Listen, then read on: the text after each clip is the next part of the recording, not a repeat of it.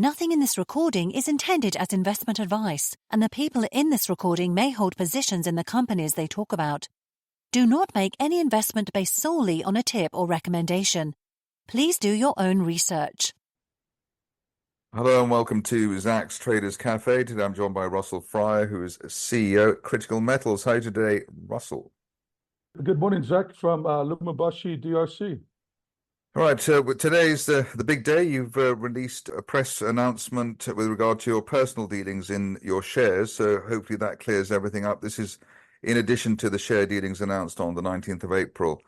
Can you tell us why these dealings weren't disclosed before? Yes, so these shares were sold basically for family reasons under a nominee account, and I didn't think to include them in the April 19th announcement. And obviously, if I knew that this was supposed to be included, I would have disclosed them rather than put myself under further scrutiny and media attention. And, I am fully recognizing that this lack of disclosure of sales is unacceptable. And I can assure investors and business partners today, as I've done with the board and the corporate attorneys, that this won't happen again. I've collaborated with the FCA, and the FCA has been quite helpful throughout this process. As you know, the difference between April 19th and today, I've had to have several conversations with the FCA just to make sure accuracy was maintained. So I'm still a significant shareholder in the company at over 15%. I will remain a significant shareholder in the company. And once these family issues are abated, I intend to invest more when my financial situation allows it. I can assure the market that we at Critical Metals and myself personally are committed to improving the corporate governance. And we've actually introduced some processes recently that will ensure that these type of issues don't come up again. And I guess lastly, just to tell the market, I'm not on any other publicly listed board, and I want to build shareholder value at Malulu. And particularly, I want to build shareholder value for all shareholders at Critical Metals PLC level. Right, just to sort of try and close the chapter on this share dealing, is it true that management are allowed in certain situations, if it is personal or family related, to sell shares in the way that you have, and that in general what has happened is not something which is regarded, as long as it hasn't affected the company in a material way, the FCA, etc., don't take it as a sort of being a necessarily a black mark? Well, the FCA sees that I'm still a substantial shareholder of more than 15%. And I think, not putting words in their mouth, they can see that this isn't some type of market manipulation. There are exemptions in the disclosure rule, of which this particular family reason falls under. But the reality is this situation won't happen again. We've done a re-audit on all of the shareholding. Certainly the one account is a dormant account. The nominee account's dormant now. There are no shares in there. I have one account.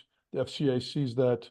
The board sees it. And this matter, in my mind, is closed. And I just want to move forward and be a good corporate citizen in terms of these type of transactions and dealings.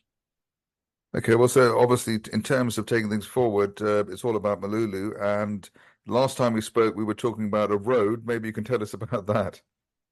Yeah, sure. So we met with the road contractor last week, and they're actually working on the difficult area between kilometer 19 and 26. And this is where most of the damage was located.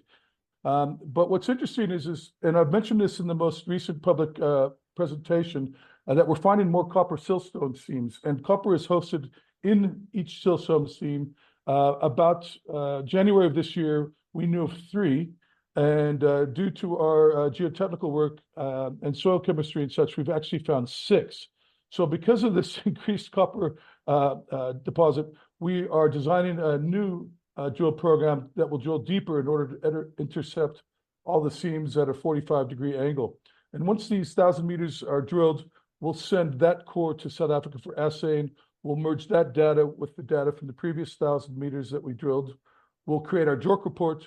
We'll create our 3D block model, and we'll use that information to create a mine plan. So ideally, we start drilling sometime in July, might be the middle, towards the end of July, but July is what time frame. And it's quite exciting. But what's really interesting is I'm here in Lubumbashi for another day, and then I head back to Malulu.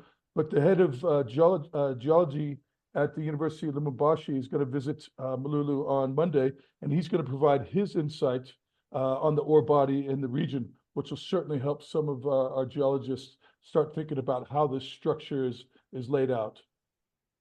And so you've got, I mean, I think the main sizzle at the moment with critical metals is the journey to production by the end of the year. Obviously, we're not too far off July now, we're end of middle of June. Isn't that the real thing that shareholders are looking forward to at the moment? Yeah, so we have several thousand tons of copper ore, direct shipping ore, or DSO as it's known in the industry, sitting on the pad waiting for OM Metals to take. And OM Metals is just waiting on the road to be completed. They're very keen on purchasing our ore. And so we'll have cash flow or some type of revenues here very shortly. With the road now being upgraded, we'll have the drill company coming in, and that will obviously help move us towards production towards the latter part of the year. And so, we're entering a whole completely different phase, really from July 1 of 2024. It's in a cash flow phase, it's in growth phase, and we're finding increasingly large amounts of in situ copper. So it's very exciting to be here on the ground. And so you don't have to do or produce very much to justify your current £4 million market cap. No. In fact, I'm actually surprised. I won't talk about share market cap or values, but what I will talk about is there's very few companies with our type of market cap that will have revenues and a steady pathway towards production here in the next several months. So again, I've guided publicly that by Q4 of this year, ideally we're back in production, and there are very, very few companies in our market cap that can do the same. Russell Fryer, CEO at Critical Metals, thank you very much indeed. Thank you very much for having me, Zach, and thank you for allowing me to tell my story.